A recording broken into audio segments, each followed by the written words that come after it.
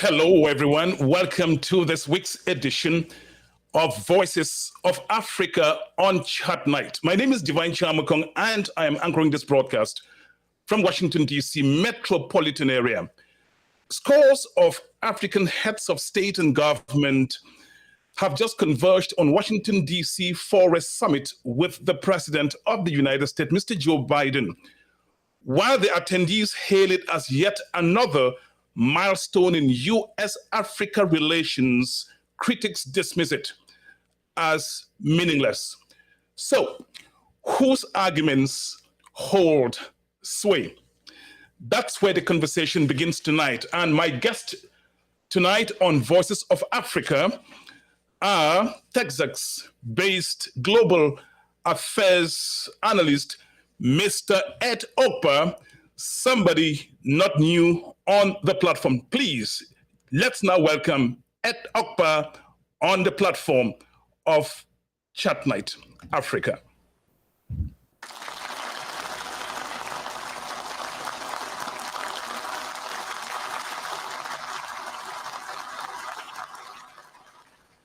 Hello, Mr. Okpa. Once again, welcome on Voices of Africa and Chat Night. We're glad to have you again, sir. Well, thank you for having me, and such an important after the jamboree. After the jamboree in Washington D.C., where you got 50 or so peoples and who met with their principal. Remember in high school, when the principal say everybody show up and everybody shows up, and you get your matching order. But hey, for what it's worth, they came, they saw, we'll find out what they conquered. We'll get into it in just a moment. Ladies and gentlemen, at this point, I'd like to invite a friend on the platform. Mr. Lambert Mbom of the Lambert Mbom Show is here this evening. Lambert spent a lot of time at the International Media Center hosting journalists covering the summit. Join me now in welcoming ace journalist Lambert Mbom.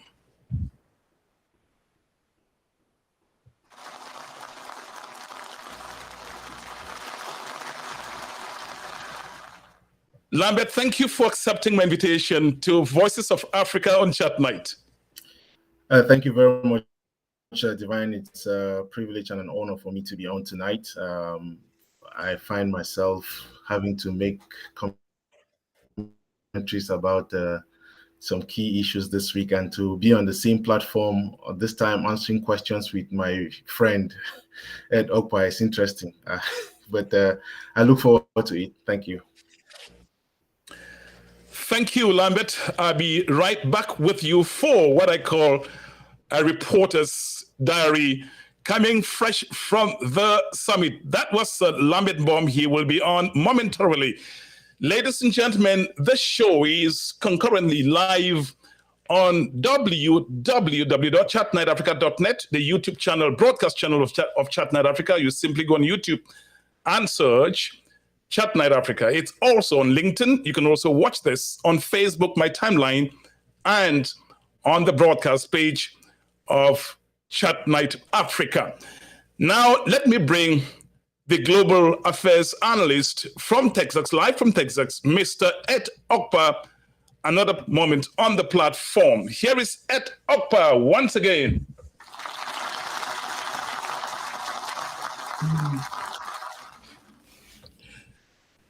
Mr. Okpa, before I start my questioning, here is what the president of Ghana, Mr. Nana Akufo-Addo, said, and I quote, "We have the manpower. We should have the political will. It's time to make Africa work." The quote continues, "If we stop being beggars and spend Africa's money inside the continent, Africa will not have to ask for respect from anyone. We will get the respect we deserve." The quote continues, "Let's make our continent the joyful and prosperous place it should be, and the respect will follow." Ed Okpa, I've heard critics from you saying that when African heads of state, over 40 number, heads of state and government converged on Washington, D.C., there were more crying like orphans, starving orphans who've been denied food at a neighbor's house. You are one of those who hold that opinion. How can you justify that, sir? Well, again, thank you for having me on the show. This is not the first time African heads of state, um, heads of state, came to Washington D.C. Obama had it, and I think maybe Obama was the first. I don't remember any president before Obama that actually did that. George Bush was the only one that actually had a state visit, but it was with Kabaki and one other president. I think it was the president of Mexico. So, but since then, Obama came in and Obama had this summit, invited them. That was 2014, and it was there that Obama, did the Prosper Africa or Power Africa initiative. So we have a good 8 years. What has happened? Is there any African country in the sub-Saharan that can say, hey, we have power for 24/7? But my question is, you don't need, all these visits to foreign countries in order to do what is good for the country you are president of. Akufo-Addo, made the comment. I applaud him for having the courage. But beyond saying that, what are you doing? What are you doing for Ghana? Why are you saying that then IMF immediately turned around, or they were timing it for this and approved, is that a $3 billion loan, for Ghana? Why didn't you say, I'm not going to take it. I'm going to go to Ghana. We're going to have to wait this thing out. We have the resources to do it. Hold your loan. So, on one hand, you say you want respect. On the other hand, you have your hand out and then you're taking a loan. These loans have to be paid back. And that's, more than 70% of debt that African governments hold are foreign debt. And the principles behind financing, when there's a principle under the interest that you pay for that money. Who are you paying it? So why is it that Ghanaians cannot come around and raise $3 billion and borrow it from themselves and you pay back to Ghanaians? Well, the currency of Ghana is at half of its value. We'll come to you, but at this point, let me bring up our colleague journalist on the platform, Mr. Lambert Mbom of the Lambert Show, to share with us what his observations were.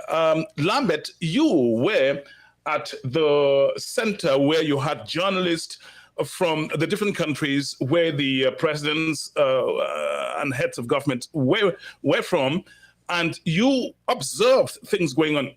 What were your observations? What would I see in your reporter's notebook, the avid observer that you are, sir? So thank you very much, Divine. I think, again, with most of these things, there are official things.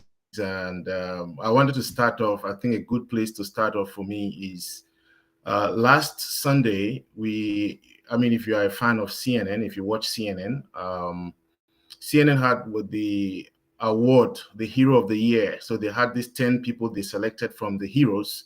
And the hero they selected was a young lady, 29-year-old from Kenya, Nelly Chiboy. So Nelly is a 29-year-old computer engineer who came to the United States in, I think it's 2012, on a scholarship to study in Augustana College in Illinois. When she graduated, she became a computer engineer and went over, I think, working in California. But what happened is she started going on vacation back to Kenya. And every time she was going back, she was carrying with her refurbished computers, laptops, and decided that what she could not benefit from, because she came from a very poor family, actually, it was heartwarming seeing her accept that award with her mother.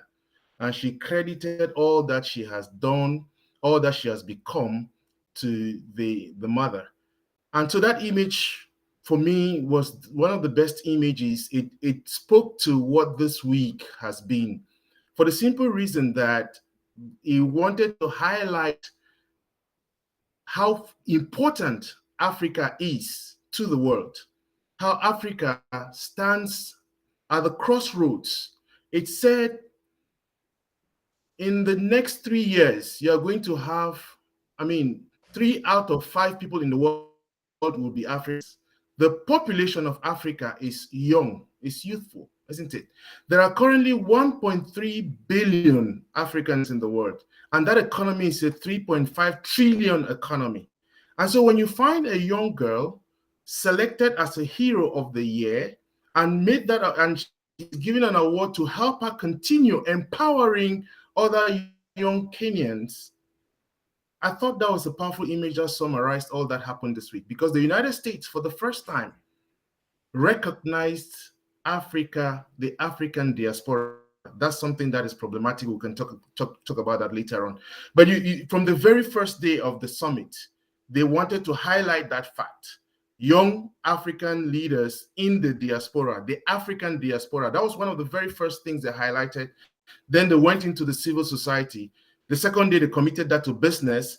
There were 300 business people, 300 companies represented. And the last day then on Thursday, when you had the president's meeting with Biden. So for me, that image of the young girl, I kept looking for instances throughout the week whereby the things that this young girl is looking forward. And I remember Naomi Campbell said, I hope the president of Kenya and all the other presidents who are coming to Washington, D.C.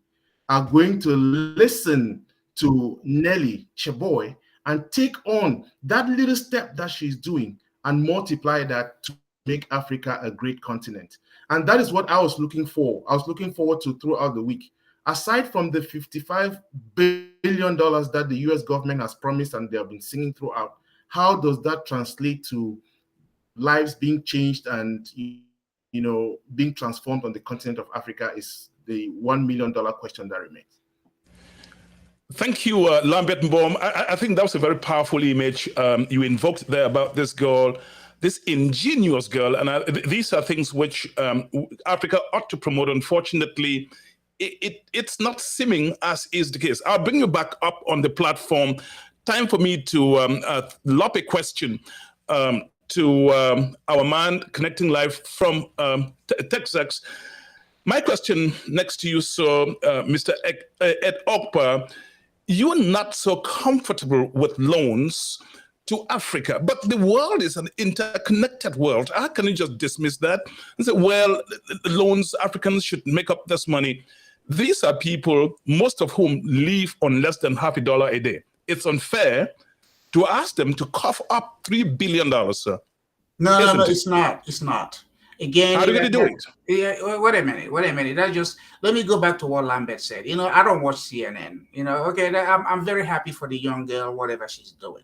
Remember, there was a Kenyan woman, the first, East African. Okay, not first African, East African that was given a Nobel Prize, for environmental stuff. Stuff like that are fine. The glamour of our award, the recipients of our award, they're all good. At the end of the day, you still got to go to a country that is badly managed, it's a country that is badly run. I don't subscribe to the idea of diaspora. I came to America to be an American. You don't hear German diaspora. You don't hear Asian diaspora or Irish or English. When they came here, they came here. My ancestry is not in doubt. My heritage is not in doubt. But to constantly, pick one person out of Africa, say, oh my God, this is all doing good, all that. That's just for the people who are looking for something to feel good about. Africans have been coming to America from the time of slavery to the time of independence, and they are constantly coming. The point is, what African country stands to say, hey, I have benefited from America, or I have benefited from people. All this idea of diaspora. Speak about Kenya, speak about Cameroon, speak about Nigeria. There are 54 African countries, and in each country there is even division. So all this Pan-Africanism that Nkrumah started, that after he died or he was kicked out, and then Gaddafi picked it up, what is start talking about individual countries, what they need to do. There are 1.something billion Africans. Anybody thinking that it's all going to be kumbaya and we all have to hug each other. No. That's not how you build an economic power. Starts from a country. I want to see a powerful African country that will emerge economically and become an influence to their region. And not, when it comes to loan, every country is entitled to their currency. What has happened in the case of Africa, they've allowed their currency to be devalued because they are primarily commodity based. When I came to America, Naira 35 years ago was stronger than the dollar.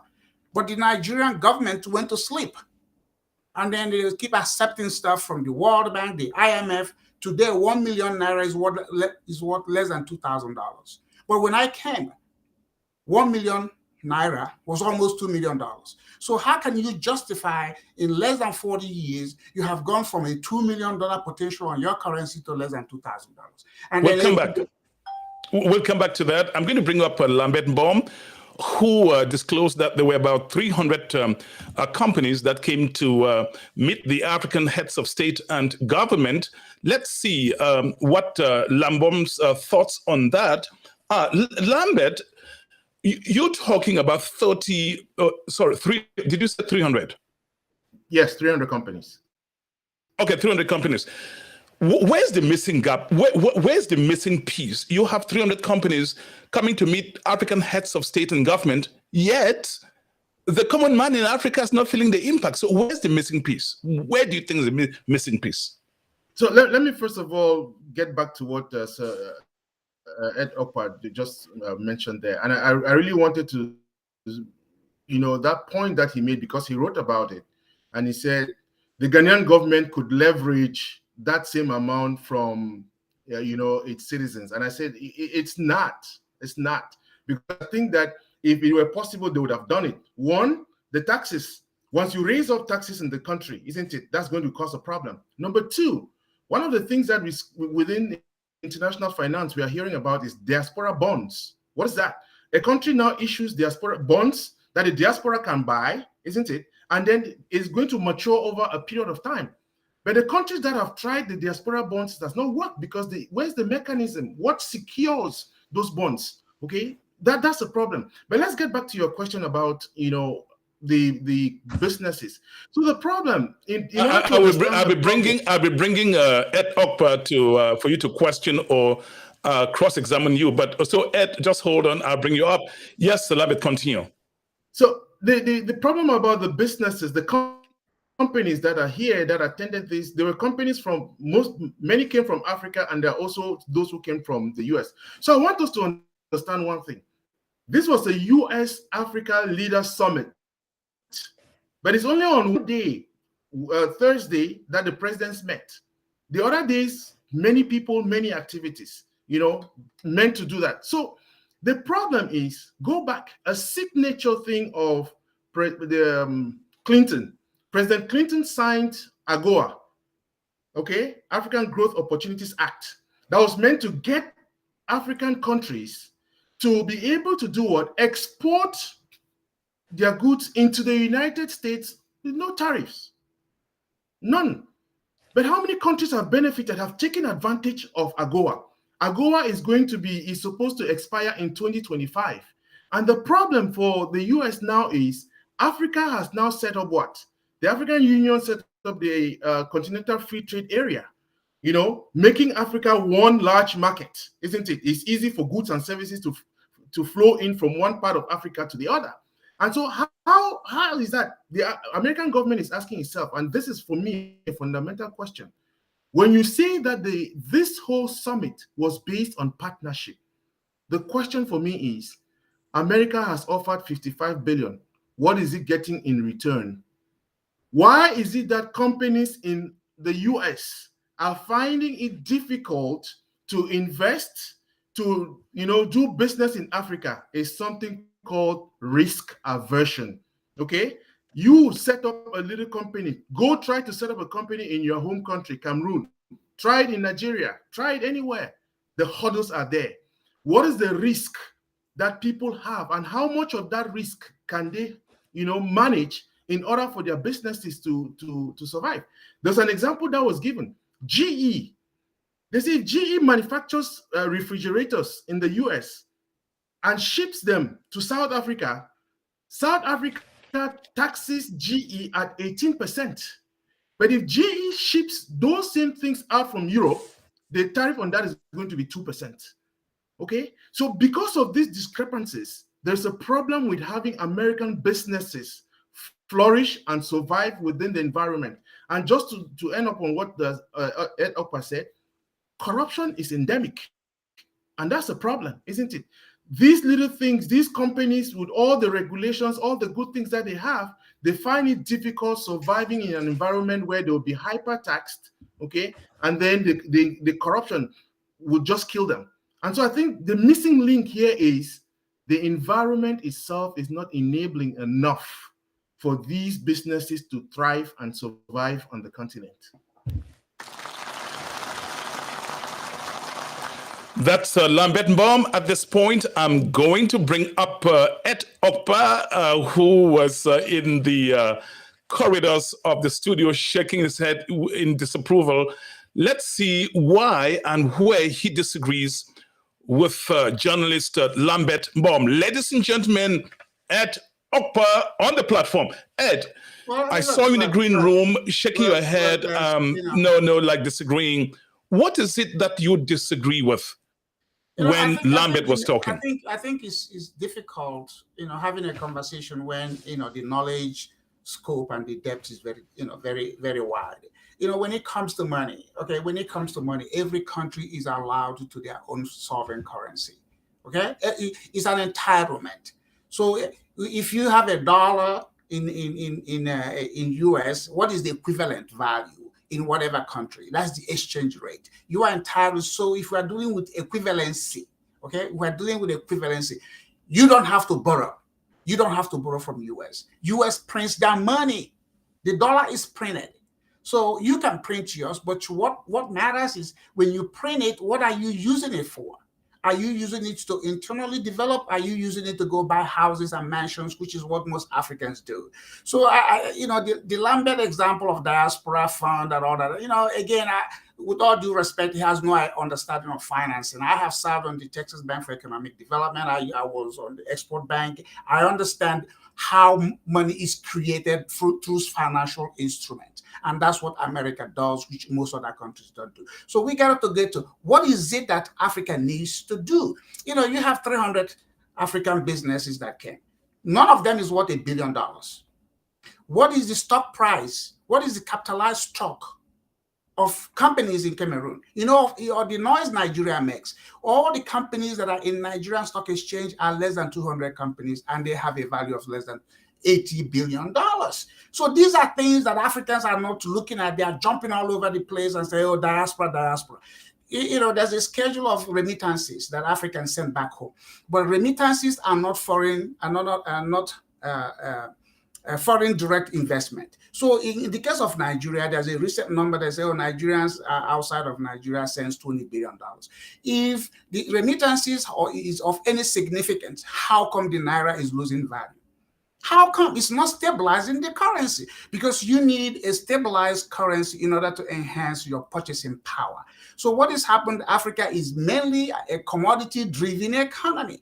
And those commodities, you don't even control the price. If you produce banana and you sell it to Belgium or wherever, they can come in, this is how we're going to buy it. So what you want to do is to start selling to your own people and using your own currency. The taxes is talking about shipping to South Africa. Again, I don't know what Lambert is ever. I have been involved in relocating companies. I'm an economic development. I can give you an example how you can work on those things. The reason for that is because, again, the government is not being interacted by the business people. Our taxes oftentimes is us that say, hey, this is too much a tax. This tax can be for a period before it's sunset. So over there in Africa, what happens is they just sit together and they decide, and the people are suffering. Our own democracy or democracies in Africa is not an engaging democracy. How many Cameroonians, whether the ones that have PhD sophisticated, have ever submitted a legislation to the parliament in Cameroon or Kenya or Nigeria to say, consider this? We don't. So the example of, all these things. I would even say that in Cameroon, there's nothing in parliament called a private member's bill. So all the bills that parliamentarians debate on are from governments. You have representatives. You have representatives. That's right. People, you can go and engage them and say, hey, why don't you guys consider this legislation? But again, African surrenders and said, everybody do for us. Look, America engaging, AGOA is not How come? Lambert, ask Lambert, which African country has a free trade agreement? It's only Morocco. Only Morocco. That is the most powerful agreement you can have with America. Free trade agreement, not AGOA. Okay. Now, so when we get do you have a problem with African heads of state and government coming to Washington, D.C. to talk business, to talk security, regional security with Biden? I have a problem with it. Yes, I have a problem because what's the problem? They don't have to come to D.C. to do that. Government, even American government, we know it. They don't run businesses. Okay, American government cannot tell any corporation go over there and do business. Okay, all they're trying to do is to say, hey, we can support you to do that. America cannot tell GE because GE is publicly traded. They have to make that decision. They can take enabling environment or access to capital America will provide in order for them. What I'm just saying, at the end of the day, what is the icing on the cake? The icing on the cake is $55 billion. Biden has said Africa will get over 3 years. Do the math. Okay, you have 1.4 billion or 1.3 billion Africans. Assuming we're just going to simplify this analysis, it's about $13 a year for everybody. That's the icing on the cake. Okay, so and you're telling me Africans cannot, through their own financial institutions, create bonds to raise that money from Africans, even if it's 50 million Africans and subscription, you can raise that money. So you come into Washington, D.C. for that. And Lambert said it. It's only yesterday or so that the president of America spoke to them. Is that what you left your whole country? How many times have you seen that? How many times have you seen other leaders of other countries come to America for this kind of stuff? How many times? You know what? Ukraine was just given $110 billion. Ukraine. I heard in one of the videos, Dr. Arikana, I think it's Chimbori, I think you know her. One of the videos, he said America is not respecting Africans or Africa enough. They're not being as respectful as Russians and Chinese are. What's your comment on that, sir? Do you feel that, one, Africans are being disrespected by the United States? Number two, that be part of my question, are the Chinese and Russians better respectful or respecters of Africans? None of those. Okay. Divine, do you know America built the first, Western-style institution in West Africa, Sierra Leone, in 1827, before the first Black college was built in America, 1837. Okay, 10 years. So you go read the book, Squadron Africa. Go read about it to see how long America has been doing so. America actually gave money to resettle some of the freed Blacks who went back to Sierra Leone and Liberia. But look at those two countries. So America is not new on the continent. In fact, for America, which country recognized America before any other country in the world? Which country? Morocco. So why are the Chinese investing more than the United States? Chinese will go anywhere. Any businessman will go anywhere. But what I'm saying, at the end of the day, what are the Africans doing for themselves? They are looking for friends and partners all over the place. Some of the projects that what is their name? China have built in Africa, people are saying is collapsing. When the desirable is not available, the available becomes desirable. And what is happening is you don't have enough native Africans in America who have built companies to go back and do what happened to Europe after the World War. The World Bank and IMF was created to benefit those countries. It's not created for Africa. So we're still copying what that was not intended for Africans. And the African presidents are running all over the world.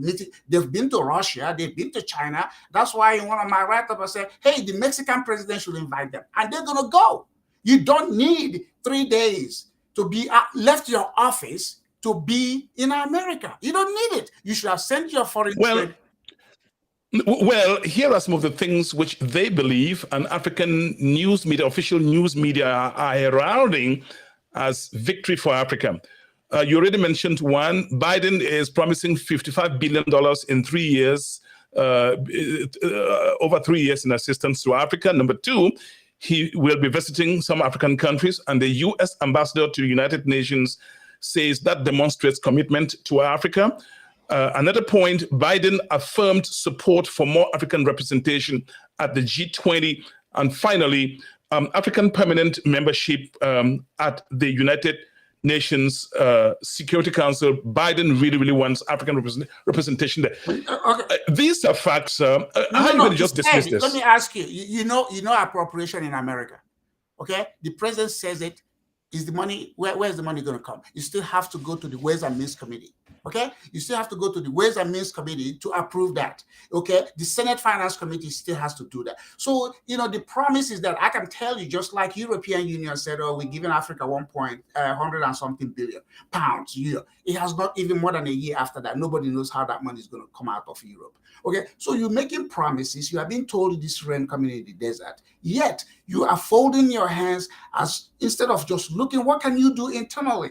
How can you change your governance in order to be effective for your people? I don't care what is going on in Cameroon. I'm a Nigerian, assuming I live in Nigeria. I don't care what is going on in Kenya. Our Africans have to start focusing either in the countries that they are born or the region. The guy in Kenya has no regional impact with the guy in West Africa. So all these 54 African countries, we're all going to come back together and sing a kumbaya because we're Africa. Heck no. Talk about your individual country. Talk about the opportunities and the challenges is there. Let one African country be successful. If they are successful, they can be what? Regional influence. Okay? Now, the English-speaking ones, guess what? Macron is going to start calling them individually and try to sway them not to believe in America. That is what the politics is. And Africans have not figured it out. With all due respect to Lambert, money, okay, go look it up. Sovereign currency is an entitlement to that country. You have to work towards making it stable and useful to your people. You don't have to borrow from anybody, except in a technology or something that, okay, is very needed. Right now, Africans need basic. So how come Cameroon cannot build roads with Cameroonian engineers? 80% of what is needed to build roads are sourced locally. Why are you running all over the country, all over the world looking for money? Have every Cameroonian subscribe to $1,000. How many, what's the population of Cameroon? What's the population of Cameroon? About 40 million. 1 million of them. Have 1 million of them. Subscribe $1,000. Okay, $1,000 per each Cameroonian over the next 3 years will give them $5 billion by subscription. And you could sell them treasury certificates. Okay, and then you pay them back. But instead, let me take on I think the fourth point which Biden raised. He is going to be pushing for African representation in the United Nations Security Council, permanent membership.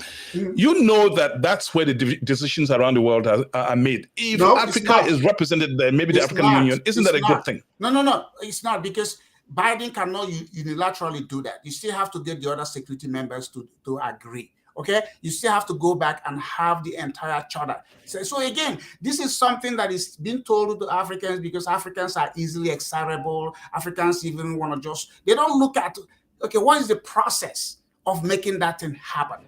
Okay, you have to literally change the charter on the UN.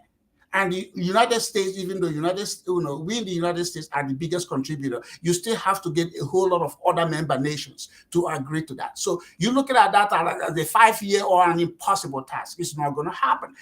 Put them a member of the G20 or G whatever. Okay, which country are you just going to say, okay, African Union attend the meetings? Remember in Washington, D.C., if you live there, there's somebody who goes to Congress.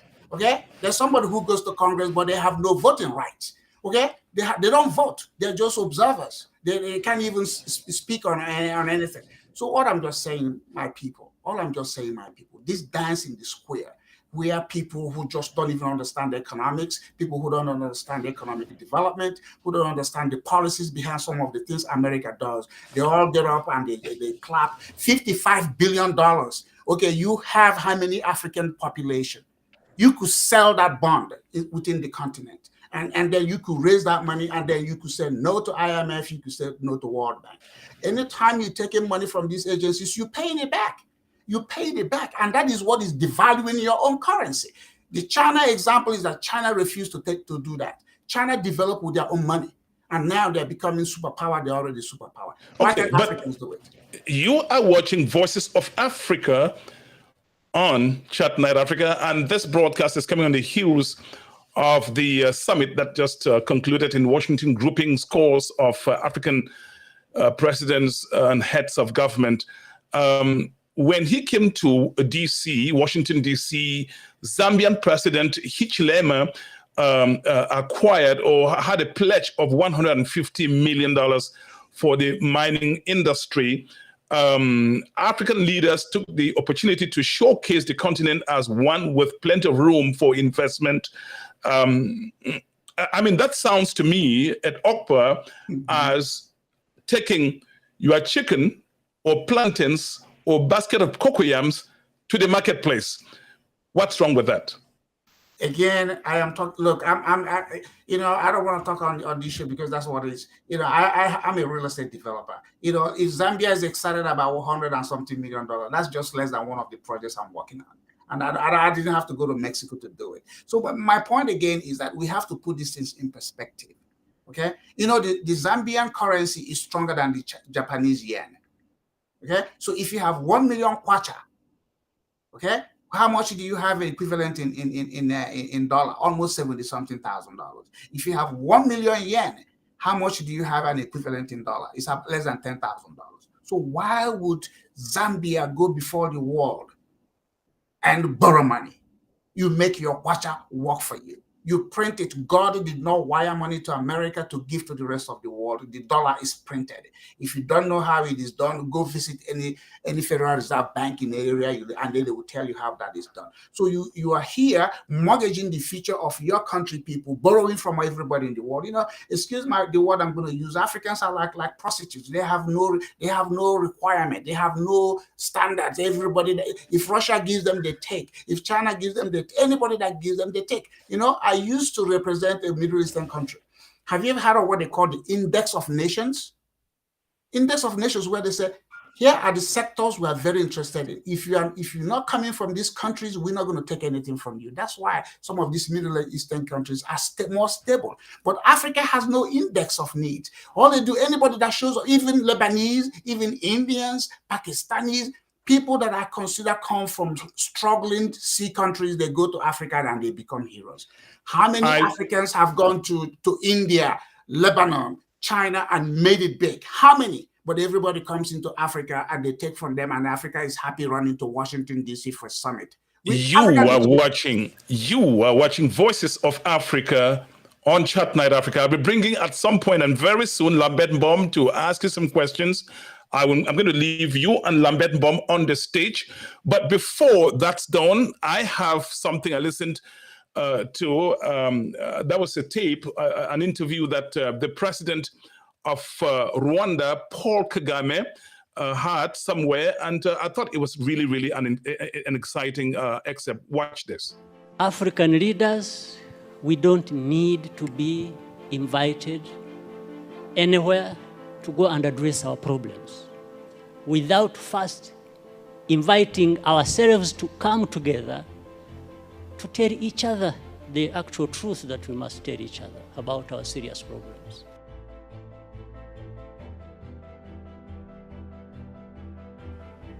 For me, when I'm watching on television and I find our leaders who should have been working together all along to address these problems that commonly affect their countries, wait until they are invited to go to Europe to sit there and just,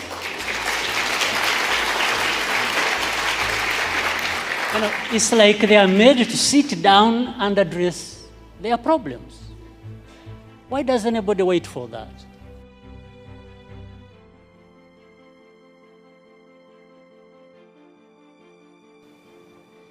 What image does it even give about us, about Africa? In fact, the image it gives is that we are not there to even address these problems. We are there for a photo opportunity. We are happy to sit there in Paris with the president of France and address and just talk about addressing problems.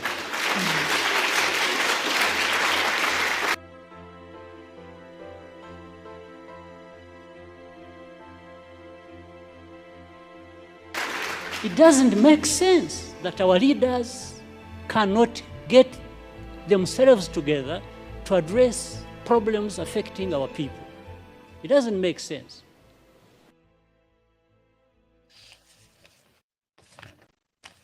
This is Voices of Africa. At this point, I'm going to bring up Lambert Mbom. I am sure that he has a ton of stuff to say about Paul Kagame, and after his remarks or reactions to that and whatever else he has to say, I'm going to bring up Ed Okpa, who will take questions from Lambert Mbom. Ladies and gentlemen, once more, Lambert on the platform of Chat Night Africa. So, Divine, thank you very much. You wanted to go ahead? It seems you have yes, Lambert, you watched Paul Kagame, and he's been hailed. He's virtually stealing, if I may use that word, stealing the limelight. This is Rwanda that emerged from the ashes of genocide barely. It's not up to 30 years. And they seem to be leading. This guy sometimes teaches in Harvard. What is Kagame doing that other African heads of state and government are not doing? Lambert. So thank you. It's kind of a contradiction that Kagame attended the summit, isn't it? I thought so too. After saying those nice words, again, he too was part of the photo op. And just for the record, I had an opportunity to have my own photo with him while he was going into one of these. But I think Kagame is kind of a very, very complicated figure to deal with. When it comes to Rwanda as Rwanda and the trajectory it has taken post, the genocide that took place in Rwanda, I think Kagame has done fairly well. And Rwandans themselves will be able to say, well, Kagame, good. That story masks a series of other things that are happening. And I just want to reference one. If you look at the relationship that Kagame has with the Democratic Republic of Congo, the crisis that is happening in Congo is not just an internal crisis, isn't it? Kagame is directly, call it in a fashion, promoting the destabilization of Rwanda. Those are hard words to say.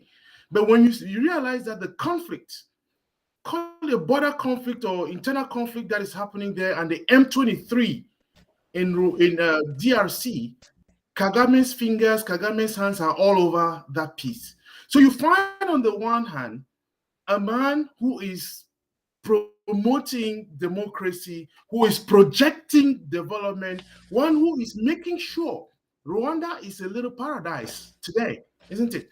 But there are people who are there are Rwandans themselves who are also crying, who also detest the rule of Kagame because of a few things. So he stands as that kind of, enigmatic figure who on the one hand is doing something to develop his people, but at the same time, it's like gathering with the rake and scattering with the shovel, isn't it? Doing one thing, and at the same time, there are too many other things that are masking that.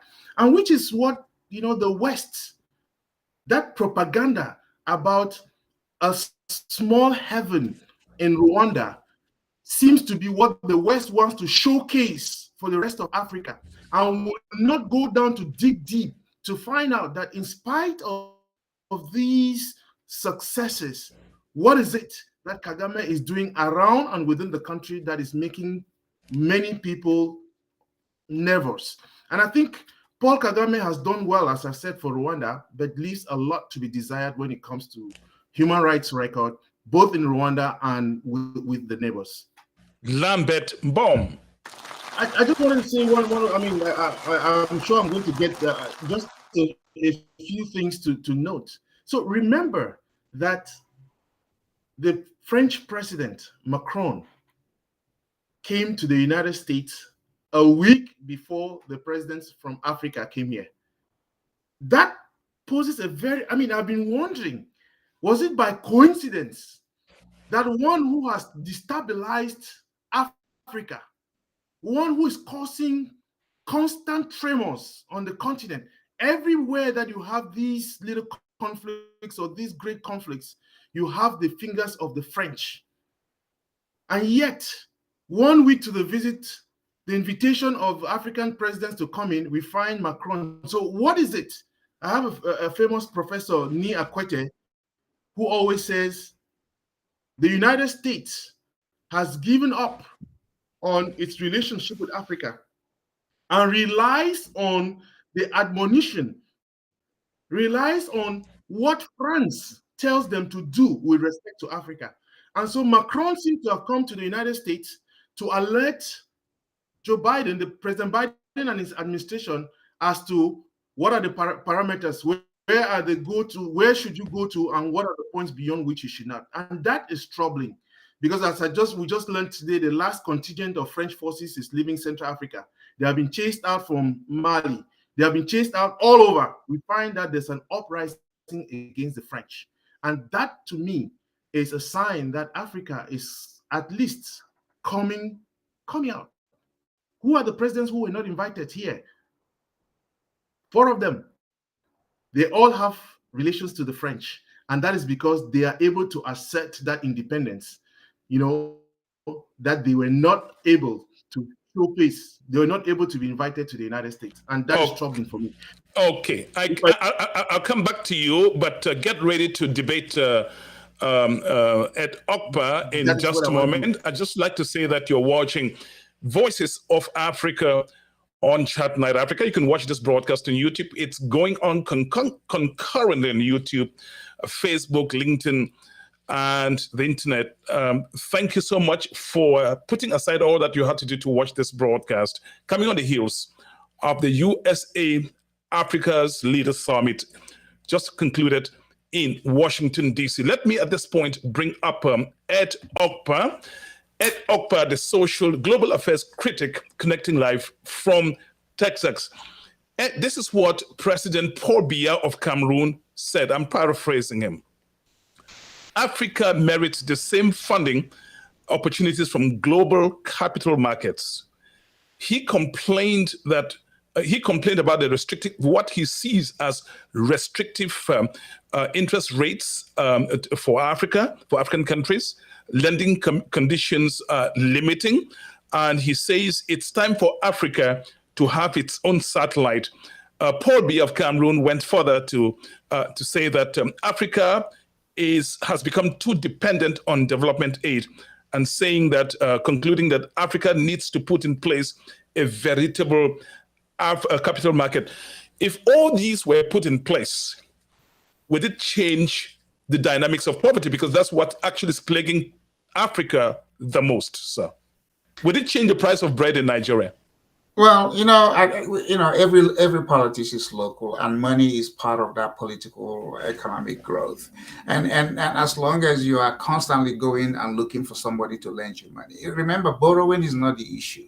It is the terms and the conditions that actually matters, and that's why Africa is screaming, because they don't have favorable terms and conditions. Oftentimes, the payback is tied to their growth rate, and then if it's negative, the unpaid principal is added to unpaid payment is added to the principal. That's what balloons the principal. So you borrow 1 billion and you end up paying 20 or 15 because you. That's why Paul Biya was saying it's unfair. But you accepted the money.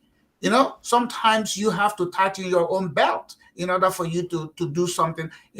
South Korea. How did South Korea get to where South Korea got to?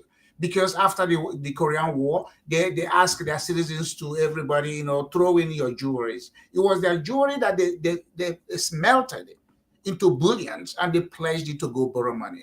So what are the sacrifices Africans are willing to make for their own individual country? Again, I'm not talking about all this Pan-Africanism, that I'm not a subscriber to that. I treat people with respect, but citizenship, there's nobody that holds an African citizenship. You still have to hold a passport. And as you talk, as you're making your point, I'm not cutting you. As you're making your point, I'm going to bring up Lambert Bomb. You're going to crossfire in just a moment. No, but let me say something before you bring him in. Can I say something in a minute? Yes, please. Go ahead. Lambert, said something about Paul Kagame, influencing DRC. Okay, relatively, Rwanda is 13 million people. DRC is 96. For every Rwandan, there is 7 DRC people. Okay? And yet, you are saying that they are the one causing the trouble. Come on. If DRC cannot get their ass together, in fact, the largest UN peacekeeping force in the world has been in Congo for more than 25 years. So why are you not resolving that? Why are you blaming, tiny Rwanda that has no access to the water as the reason your Eastern Congo is having problems? Again, this is where the responsibility of leadership is keeping failing these people. Are they running around the world looking for a foreign force to come and address these things for them? I mean, you're a president, for goodness sake. Why are you meeting with people who are not even at your own level? Why? But anyway, let's okay. Let me at this point bring up Lambert Baum. Definitely, I can see him maybe disagreeing with some of the points you're making. Yes, Lambert Baum, I'm going to leave you and Ed Okpa on the platform to crossfire. Please make sure that you keep your remarks or questions brief, answers brief. That way, each of you has enough time to talk. Yes, Lambert, first question from you, sir. So again, I just wanted to push back on two things. One is when you talk about bilateralism and multilateralism, and you think that bilateralism is better, of course, it's always going to be that way. It's always going to be that way. Morocco has a bilateral relationship. Kenya is the second one that is trying to do it. But then because you don't believe in Pan-Africanism, that is why you don't believe in the AFCTA doing something.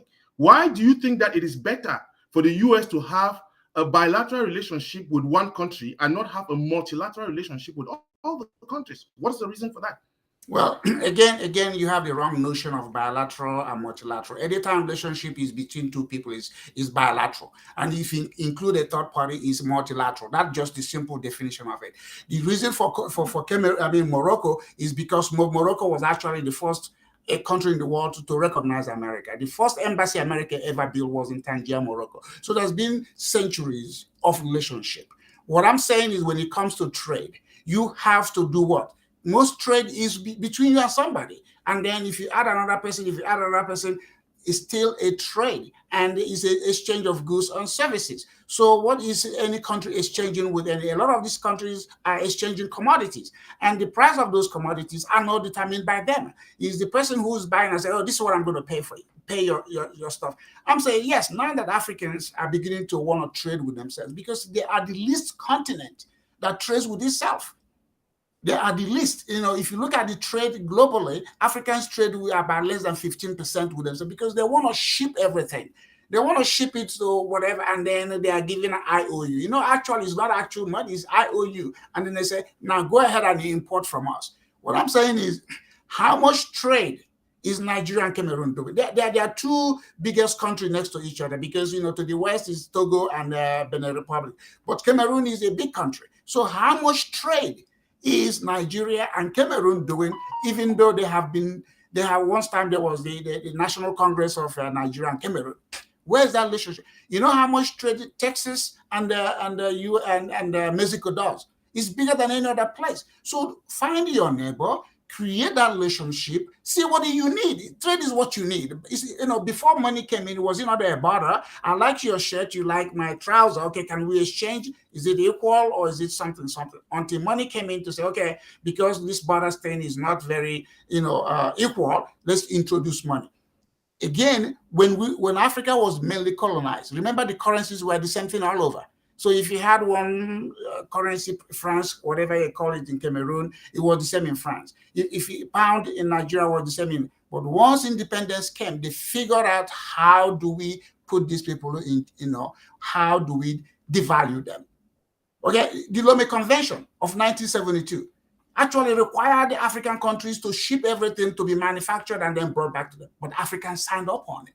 Okay, that was 50 years ago. Now you say, no, we're not going to do it. Sometimes you just have to bluff to the master. But Africans are shows they are unable. So, that's precisely the point I'm making here. You talked about bilateral and multilateral. I just want to, for the record, also note that so you have Rwanda and Benin signing a contract to do business with the United States. The question was more about, you are opposed to the United States doing business with the entire continent. You want America to do business with each of the countries. And we are saying that no. No. America will do business. America will go anywhere they will find value. America needs a bunch of stuff. They can, America will have, FTA, free trade agreement is not a regional thing. It's per country. Okay, every country will get it, but you have to meet certain requirements. Before, it used to be called the most favored and most third nation status, they changed the free trade agreement. You know, AGOA came in because, again, if you go and give Nigeria doesn't even have a free trade agreement with America. The only thing America wants out of Nigeria is the oil. Now they don't even buy Nigerian oil. So I'm just saying it has to be, and just like you, do you want to go to Kroger or do you want to go to Sack and Save or Safeway? You have to decide who you trade in. The same trading we do between countries and states in America is the same thing that is global. Remember, nobody has a degree in trade. You know, nobody. It's always, hey, what do we need? Where do we get it from? And who are we buying from? So America is always going to go. But I'm just saying, does it favor the country as opposed to the continent? You have to go. Yeah, but I mean, are you opposed to the African continental free trade? I'm not opposed to it because I gave you. I didn't oppose to it. I gave you statistics. I said Africa trade list with themselves, so it's less than 15%. Maybe with this trade agreement, they can now increase it. I said, why are you selling to other countries what your people need? Because you want foreign exchange, and the foreign exchange is devalued constantly. Sell to your neighbor. I'm going to ask both of you a question. Cameroon's Minister of Forestry and Wildlife says the country imports 5 billion francs worth of toothpicks. That's really ridiculous in my view. Toothpicks from China. But then he concedes that if Cameroon starts manufacturing theirs, that money would be deployed elsewhere for national development. Lambert Mbom, first, I'm going to go get myself off from the screen and for you to debate this. And because we have the same thing in Africa, in Nigeria, same thing. Why should the war in Ukraine becomes a problem or creates a situation of food shortages across Africa? Why should Africa import tomatoes? It's imported in Nigeria, imported in Cameroon, imported in Malawi. Why should Africa import chicken? Why should Africa import fish? Don't we have the land? I was attending a summit in DC last week, and it was the Egyptian Minister of International Cooperation, Mrs. Rania, who said just a few years ago, you could get stuck in an elevator in Egypt because of electricity disruptions.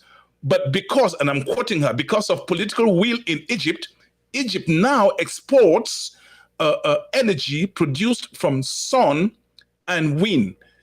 I want to ask you, Lambert, don't we have wind and sun in Cameroon? I'm going to ask you, Ed Okpa, doesn't Nigeria have sun and wind there?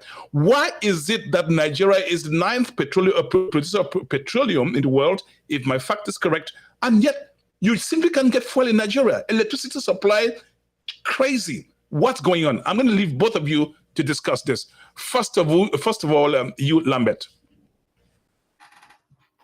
Lambert, go on.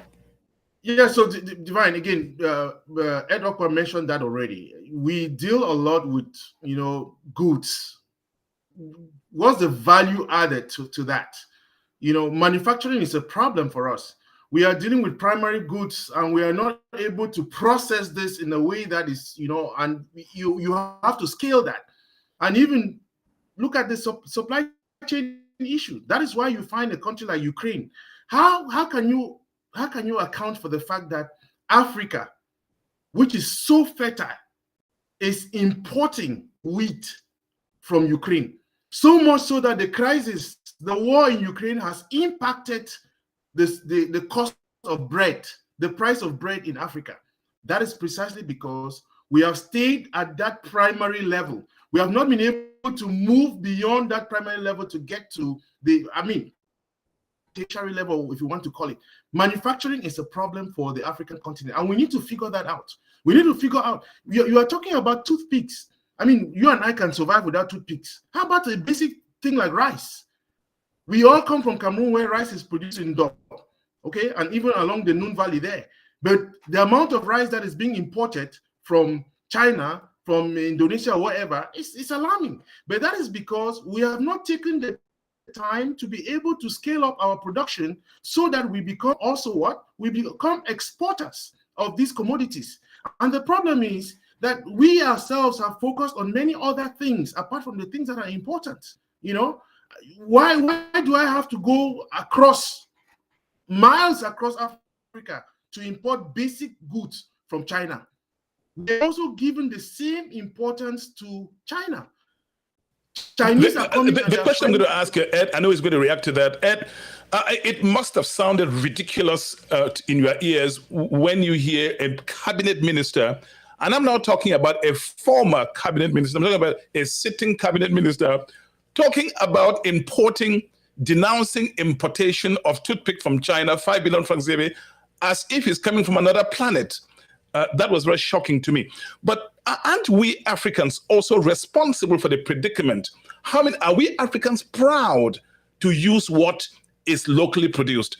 I'd like you to react to that, and then you and Lambert continue. Both of us, again, we grew up and we're in this country before we came here. We've had the benefit of seeing a country that works. America is not a perfect nation. We have had civil rights issues. We have had people thrown to jail and locked up, but there's a constant improvement. So, there is no perfect nations. But I don't understand why Africans are constantly thinking that the solution has to come from somebody, especially if the person is white. Or if person is white look-alike. That is what they have been persuaded and mentally conditioned to think that's their solution. But you and I, three of us are here resident in America with combined number of years, that is closer up to 100 years. The point is, how come our own people are not coming to us and say, hey, what are we doing? What can we do differently? Can you come sit down with us? It's because we've been conditioned to think, again, for those of you who read the Bible and subscribe to that book, a prophet is never recognized in their own village or country. I think that is written for the black race. Black race don't recognize their own prophet. You go to black neighborhood and you want to speak to them, you're not white enough, or they pick on your accent. But if a white person who comes from Eastern Europe, whose English is not even as good as yours, they're going to listen to you. So we have to cure ourselves of this mental inferiority complex that is enabling most black people and African leaders, because they're going to look at your leaders to see how the rest of you are going to behave, that are doing this thing, rushing to Europe, rushing to China, rushing to Pakistan, Turkey, India, everywhere we go, but they don't take our own. Indians, Pakistanis look at, Africans less than even, white people. You go to any of these African countries, the way the Lebanese, the other people treat Africans. So my point is, there's something that is fundamental in our own psyche. There's something that is fundamental in the education we have. And some of us, and a lot of us, have gone through these schools. We are academically good. But when we come out, there's this, lack of will and confidence in what we know. The West recognized the force of will. The West, that is what they recognize. And the Africans don't have will, they have wishes. And I'm going to invite anybody who has a comment, whether to challenge Lambert or Ed Okpa, to dial the number 240-603-7367. Let me repeat the number, 240-603-7367. Lambert, some people would say, well, we're also responsible for what's going on. I was looking at all the heads of state and government, and there was not one, I didn't see one, that appeared in an African outfit. We're all in well-made French suits, European suits, and so on, maybe custom made. So are we also responsible? We talking about this problem. In what ways are we responsible, Lambert? So again, I also wanted just to push back to Ed's thing about black race and all that, because again, your question about the diaspora, we also have to seize the moment. We also have to seize the opportunities that come our way. And this is a moment. This is one moment that we can. But Divine, to your question about we are also responsible. Look, I asked what benefit is this conference, this summit, to the average African who lives here in the DC area? How many of us had? And I used 3 examples. So before you could go into the convention center, you had to go and do a COVID test. And I walk into the hotel for the COVID test. There are 2 tables. There are 6 people sitting there to do the check-in. All 6 of them are white folks. Okay? They're all white. When you leave from that checkpoint and you go to the next point to actually do the test, I saw 1 black lady. And you go and sit in the hallway and wait for the results. It's like 20 minutes. It's sent to your phone, and you go and then get the result. Yesterday, I saw one black person, and I'm asking, are there no Africans in the United States who own companies or who do business with testing? There's none. Forget about that piece. Think about the number of dinners that took place in DC, okay? The State Department had dinners for foreign ministers. The State Department had dinners for different diplomats. The White House had its own dinner, many of them. Do you think how many African chefs were invited for that?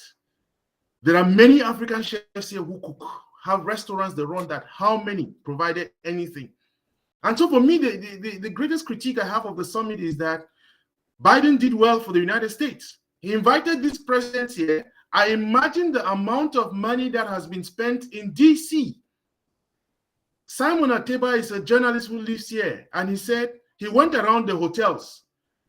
One presidential suite in Four Seasons was $22,000 a night.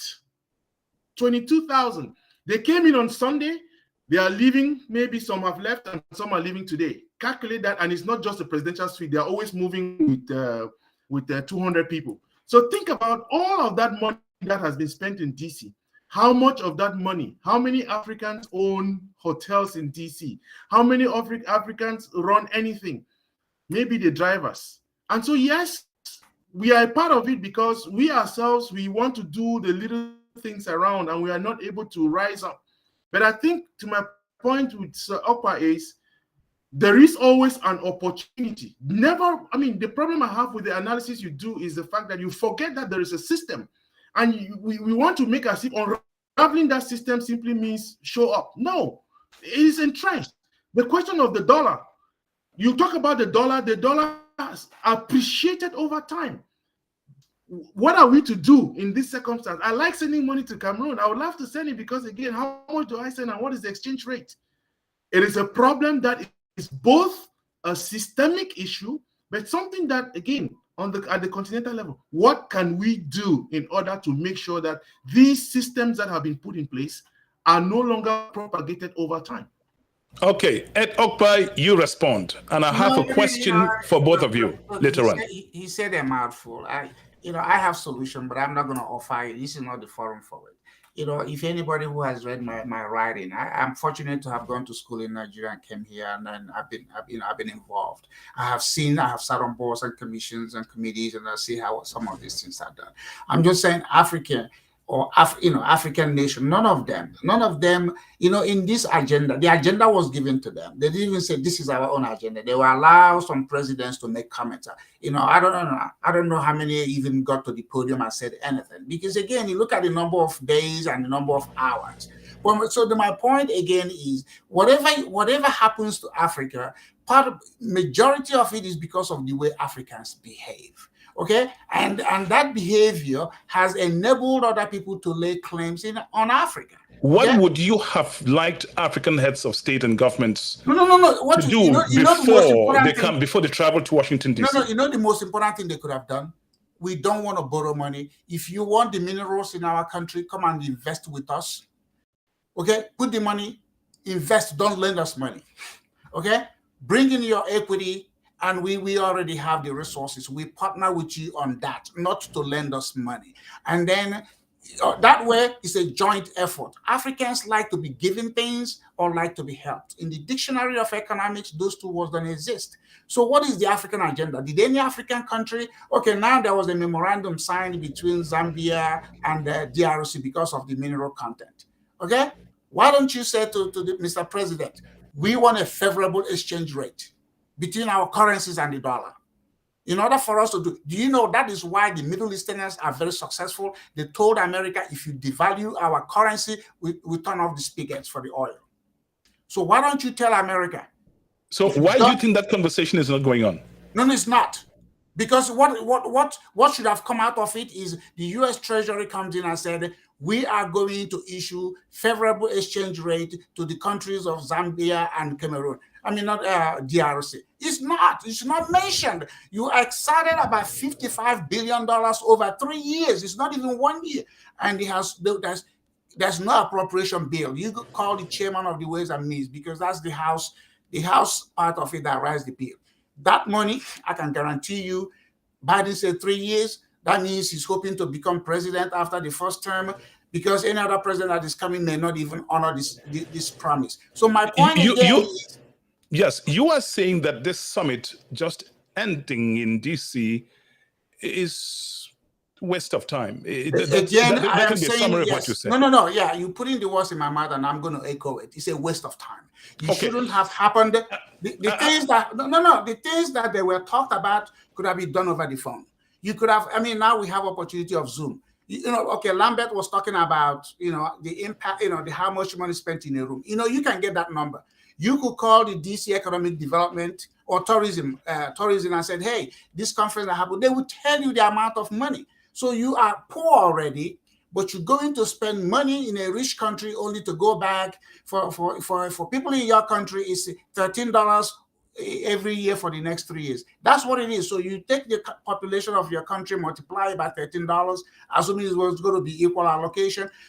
Nobody even knows how this money is going to go. Is it specific for a climate change project? Is it specific to buy down the debt on the African? What is the $55 billion going to be? You can't just give money without being specific. What is it for?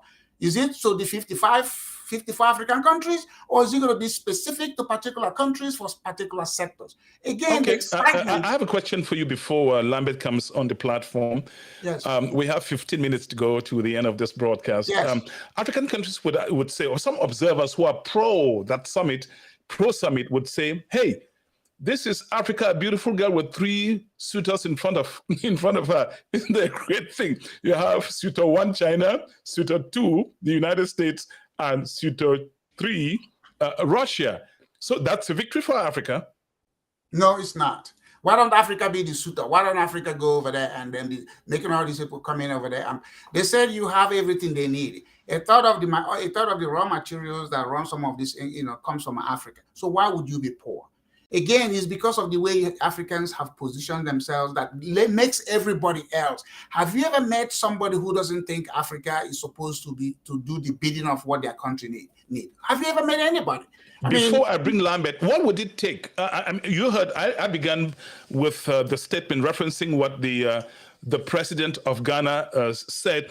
What would it take for Africa? When I say Africa, I mean I'm talking about African governments. And what would it take for Africa to be respected, the kind of respect that they're talking about, that they completely don't have?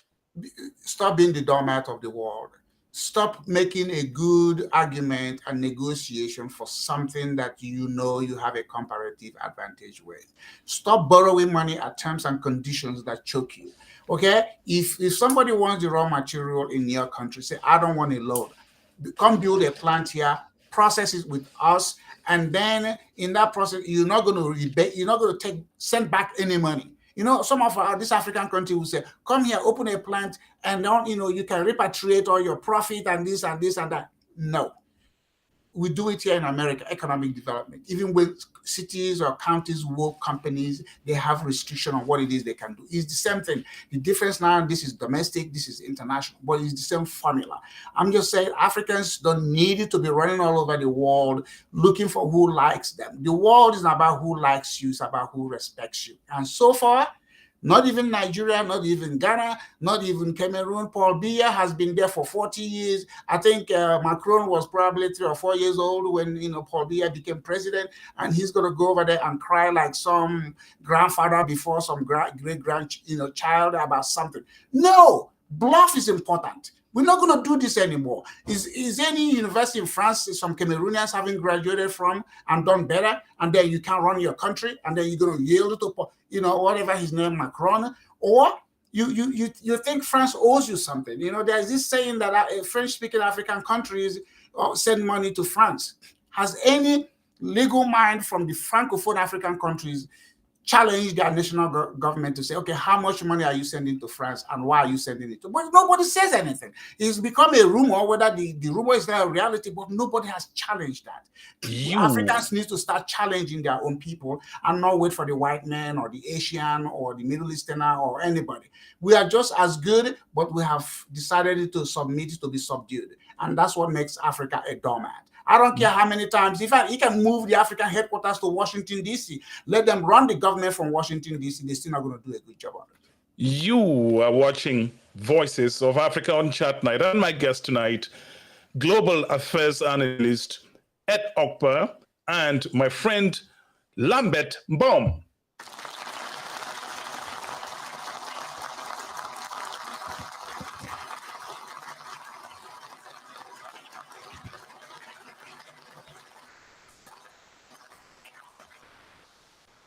Lambert, we hear of China-Africa Summit, US-Africa Summit, Russia-Africa Summit. And I have to tell you that Putin is a very smart guy. He knows what African leaders want. So when they show up in Moscow, he lines up all these Republican, or what they call them, presidential guard with rifles and, official uniforms. And then, Lambert just fell off the line. But immediately he comes back on, he'll be taking this question. But so let me bring up Ed Okpa to take the question, and then Lambert will also continue once he comes on the platform. Well, Lambert apparently is here, but I'm going to ask you just to briefly react to it.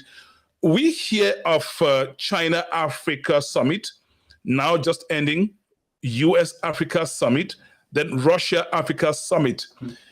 I have to say, these big powers are treating Africa as a country. Why not US-Nigeria Summit? Why not US-Cameroon Summit? What is the diplomatic reciprocity in this? What is it? Because again, remember George Bush one time said Africa is a nation. Okay, because that's how Africans have put themselves in front of. We love this brotherhood, sisterhood, we are one and blah. The world does not operate on those sort of, emotional things Africans do. Africans are very emotional. The reason they don't have the Nigeria-US, because they get us like, I say, what are we going to be talking about? Let's just get a whole bunch of these people together and speak with them or speak at them. And then we go, Paul, whatever his name, Kagame made the comments he made. I was thinking that he would have said, I'm not going to go. Send your foreign minister or your ambassador, go and represent me. But he went because he's one of these, speak on one corner of your mouth and do something else. Again, they were always going to test you. We all live in America. Again, it's a force of will. We know how white people think. We know how they operate. It's about will. Africans don't have will. Africans can't even look a white man in the face when they are talking to them. They are afraid to say, hey, sir, we're not going to do that. Instead, they cower, they behave like some child, and they take whatever they are told. Some of this is psychology. Again, your money is your national sovereign right. You don't have to accept it to be devalued. You could tell IMF, go to hell. You could tell World Bank, go to hell. We're going to do this. But you have to also be very truthful and engage your national people. You can't be doing that while you're spending money buying mansions all over the world. Most of these African heads of states have properties outside of their country. Their kids are going to school outside of their country. That's why their national universities. And when they get sick, they're treated outside of their country. When they're sick, they fly overseas. I never see the president of the United States getting sick and going to China for treatment. No, that will not happen. In fact, he will live in China because we will just say, no, don't come back to the White House. Anyway. Okay, let me bring up now the platform, my friend Lambert Baum, to respond to the question I was asking before he fell off the line. Lambert, you hear of China-Africa Summit, US-Africa Summit just ending, Russia-Africa. These countries are treating Africa as a country. Where is the, and I heard Dr. Adrikana saying all this stuff, China respecting Africa more than Americans do. When you see that as a journalist, it's often China-Africa Summit, US-Africa Summit. Why not US Cameroon summit? Why not US Rwanda summit? Why not you? What would that change if you had the summit organized that way, instead of treating Africa as a country? So again, you have to go back to, you remember, the African Union has put in place what is called Agenda 2063, the Africa we want, isn't it? Looking at the continent, I mean, that's through a Pan-African lens, isn't it? The population of these countries, just think about, call it a US Cameroon relationship. Those things already exist at a certain level, okay? They have embassies, they have all these attaches all over the world. So at that micro level, you already have that. The thing is, it is always better, we say, the more the merrier. So because the small country will be taken advantage of by the bigger country, that is why you have these powers. They want to come together. The African countries, 54, depending on how you're counting, 55, you know, coming together and having that leverage to be able to address the issues. And two things I want to point out to Sir Okpa is, there's a difference between the ought and the is, what ought to be and what is.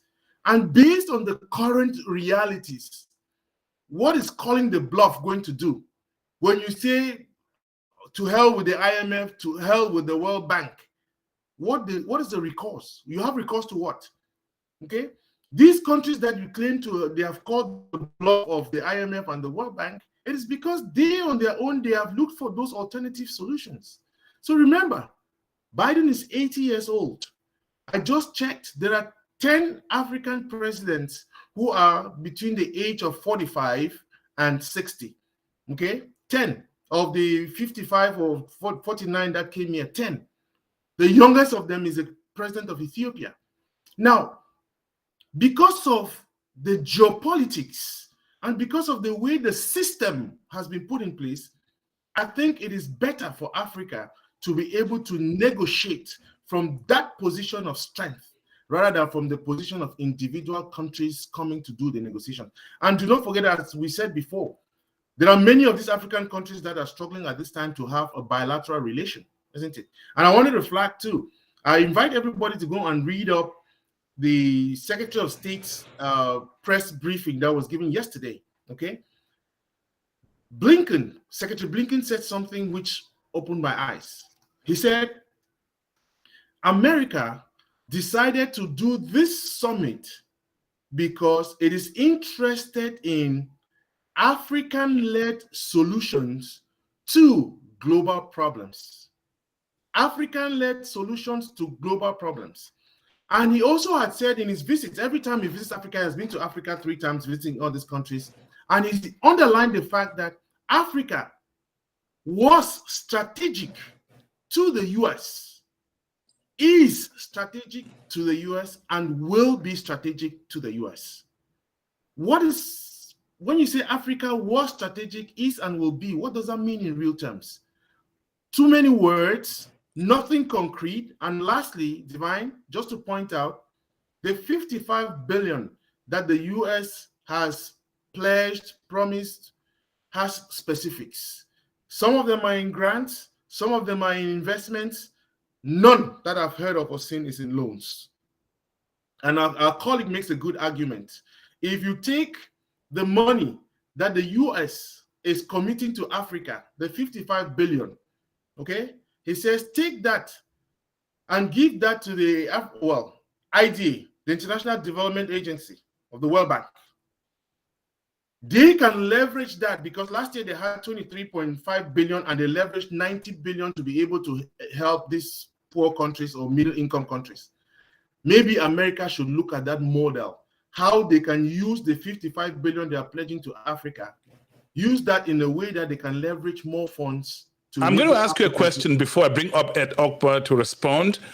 Lambert, I'm afraid you're making it sound like America just loves Africa. It looks to me, and many people think, I will ask you to respond, and many people think that America wouldn't be going to Africa or trying to revalorize their relations with Africa if China and Russia were not pushing in, coming really strong. What's your reaction to that, sir? So, 3 things. Look at the relationship. You and I are Africans. We are here in the United States. We pay taxes. Okay, we have families in Africa, and so we are part of that American story, and that is why we push the American government to be able to do stuff for our countries. That's one. Number two is because America has been a world power, nobody wants to fall from grace and just stay that way, isn't it? They need to fight in order to be. We all hear this every day. There's no free lunch in America. No free lunch. I asked at the beginning of your show, America is putting in 55 billion. What is the return on that investment? So they are just going to give 55 billion to Africa for nothing? Of course, there is a lot that America is putting in order for what? American-owned businesses, for Americans to be able to successfully milk what they think is legitimately theirs, which is being taken over to China and maybe to Russia, because again, those two are also making inroads to Africa. But the third thing I just want to say also is, if America did not do anything for Africa, would Africa survive? Okay. Well, I believe. Well, I'm going to bring up. I'm going to bring up at Okpa. This is Lambert Bomb.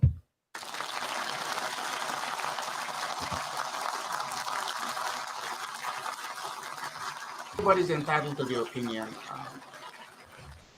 Ed Okpa, I can see. Look, you know, again. How do you react to all of that? I mean, we have to end this show pretty soon. No, we could go on for another 4 hours or another 2 hours and a half. I don't want to have a conversation with somebody whose knowledge of certain things just is not even up to par. My point again is, America doesn't owe Africa anything, and Africa doesn't owe America anything. It's got to be a symbiotic relationship. Both sides have to benefit. It's not going to be a case of a master or a servant. Why do you think that America is going to Africa now? Well, not now. They're trying to reinvigorate. I think that's what I want to say. Again, is it just a newfound love affair or what? No, America has. I gave you the history of 1827. They built the first Western-style university in Sierra Leone before they even built a university for blacks in America. Are you guys paying attention to the date? 1827. Okay, America has been there doing things for Africa. You know, Morocco was the first to grant America the rights to go through the Mediterranean Sea. Do you guys not pay attention to that? So what would it take for Africa to benefit more in relations with the United States? Even if you give all the money of America to Africa and fold your hands for the next 10 years, you know, Africa is not going to get it right, because internally, nobody takes their own government serious. And that is the challenge. It took America 160 years after independence for the president to leave the continent. And where did he go? Panama. Okay, Lambert talks about superpower. He has no clue about what these things is. What I'm just saying is this. If you don't get your household right, and those countries are households, if you don't get it right, it doesn't matter the amount of money anybody's giving you. You know, Lambert has no clue. Let him and I go right and on the World Bank and IMF. And I bet you he will not even measure up. The point is, I got your point. Wait a minute. Okay. The World Bank lending is not even backed by American Treasury. Does he know that? World Bank just goes all over the world to get money and lend it for a margin to all these countries. I'm just saying it's not backed. IMF is a fund. Does he know what a fund is? It's a revolving credit.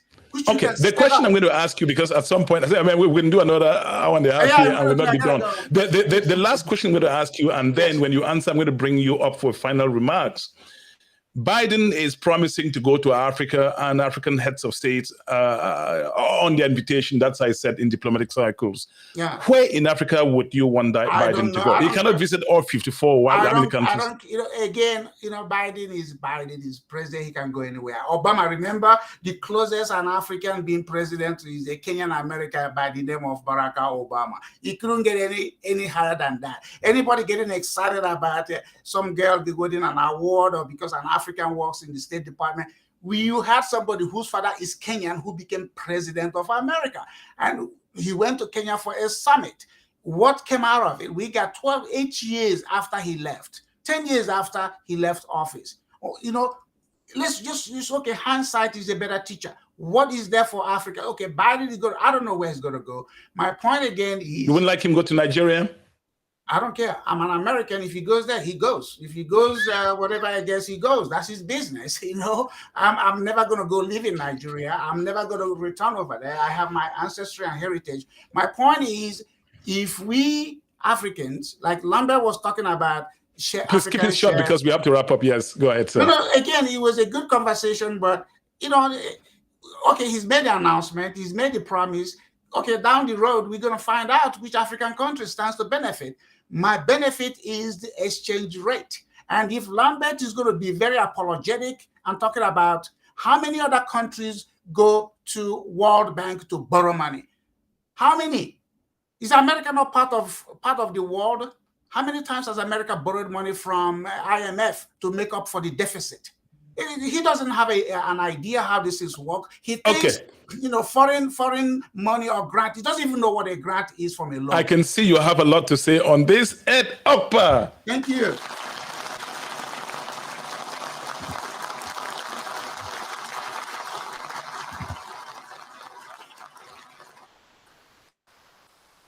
So you want to respond? Before I make my final comments, I just want to tell Ed Okpa, this sentimentalism doesn't take us anywhere, okay? The knowledge I have of the World Bank, I'm not sure you have half of that knowledge. Let me just put that on the table.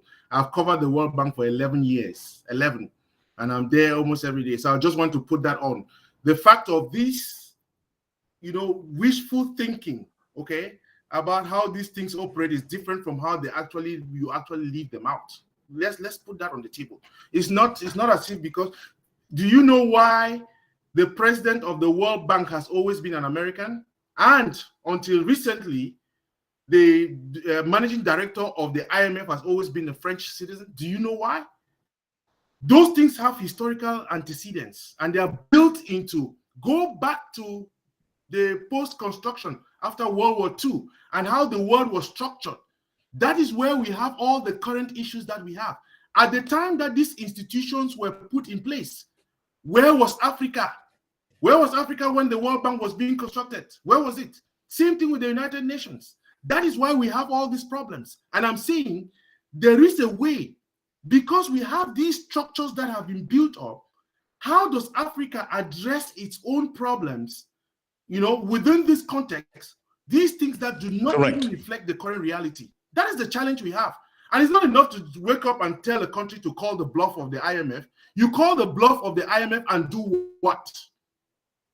You call the bluff of the IMF and do what? We're going to end at some point, about to end. Where would you, Biden's going to Africa, where would you suggest, if you were to make some suggestions in the White House protocol, where would you think, or would you prefer Biden visit? So again, with these things, there are security concerns. We want to look at many other things, but I think that based on what I see, you want to take a cue from the countries that the Secretary of State has been visiting very regularly. So you are going to see, for example, Biden is definitely going to go to a country like South Africa, isn't it? You're going to see Kenya. You're going to see Ghana. Those are the places where he's going to be, toying around. Then you may have one from French-speaking country. I don't know which one.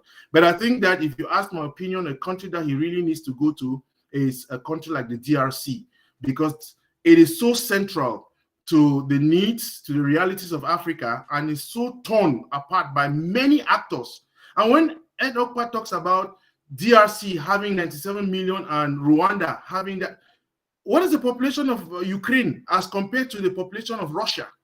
But Russia is there, it's unable to do it because people are coming in, isn't it? So it's not a zero-sum game, and it's not just wishful thinking. And I also just wanted two things, Divine. It's important to note that one of the things that the administration has done different from what happened in 2014 is they announced an implementer in chief. So there is somebody who is going to be making sure that the commitments that the US government has made, they follow through on. Ambassador Johnny Carson, he used to be an Assistant Secretary of State for African Affairs. So within the next years, we are going to follow up to make sure every month, every year, to find out how many of these commitments has the US government actually followed through with. And remember, we also have Prosper Africa, isn't it? Prosper Africa has 17 US government agencies that is coordinating to make sure that programs that are going to Africa are properly implemented. So while we may complain, and there are many things to complain about, I mean, if you ask my opinion, I agree with Ed that the summit should not have taken place in this format given the expenses and all that. But I think it is better to have a summit like this than to have nothing. Thank you, Lambert Baum.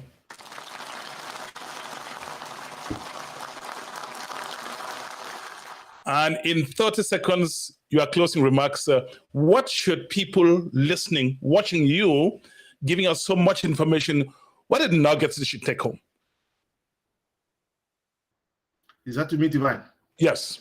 So again, there are many things that we want to. The first thing I want to underline here is there is a critical role that is being assigned to the African diaspora. You and I, living in the United States, who pay taxes, okay? There is a critical role that we now need to take that on. Every time you go to these meetings here, you are wondering, where are the Africans? We spend a lot of time complaining about these things. This is a moment. In the US-Africa strategy that was just released, there is that key point there about making sure that the diaspora becomes a cornerstone in the implementation of that of the strategy. And I think for me, that's one of the exciting things I'm looking forward to. How, as a diasporan, an African, I can become, important in the implementation of things that we want for the continent, coordinating, collaborating with others. The other thing that I want people to also look at is the fact of Africa has a very youthful population.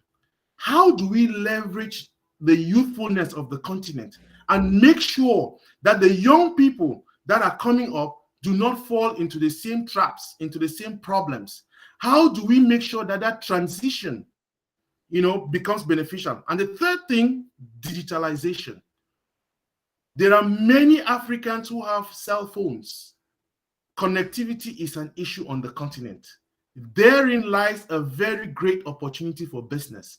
If you are looking for a place to invest in, if you are looking for a business opportunity on the continent, one area that you really want to pay attention to is connectivity. And lastly, let our leaders stop being beggars.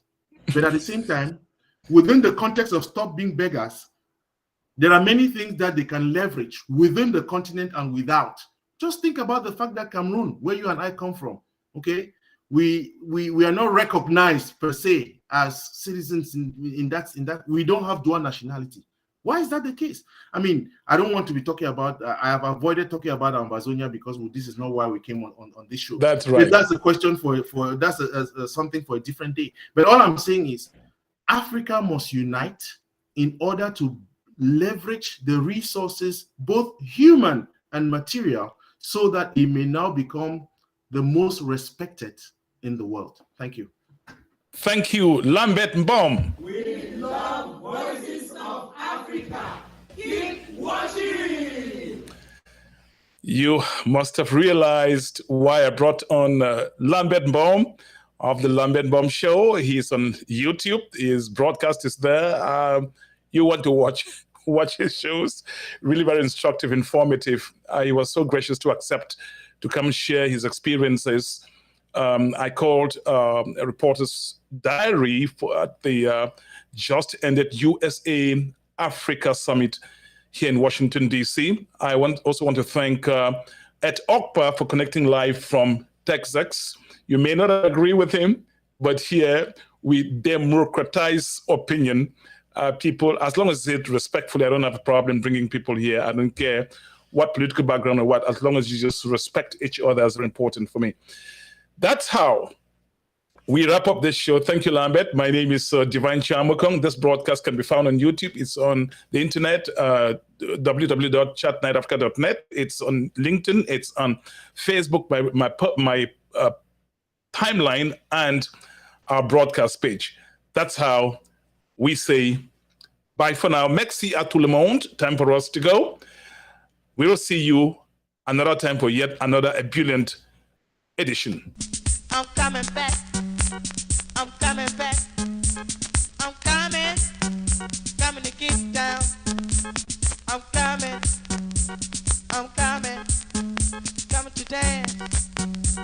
to dance, gonna dance. We're gonna dance. We're gonna get down. We're gonna get down. We're gonna party. Party hardy. We're gonna boogie. Boogie woogie. And when we jam, it's out of sight. This song right here, it's dynamite. I'm ready. I'm coming back.